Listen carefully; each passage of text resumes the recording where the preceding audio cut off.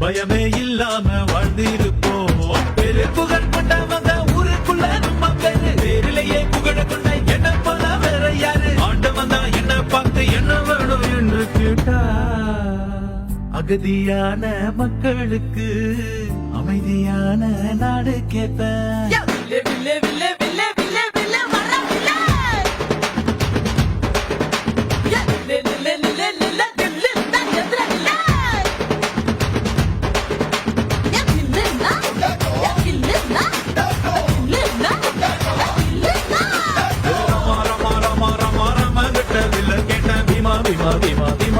கிட்ட கதைய கேட்ட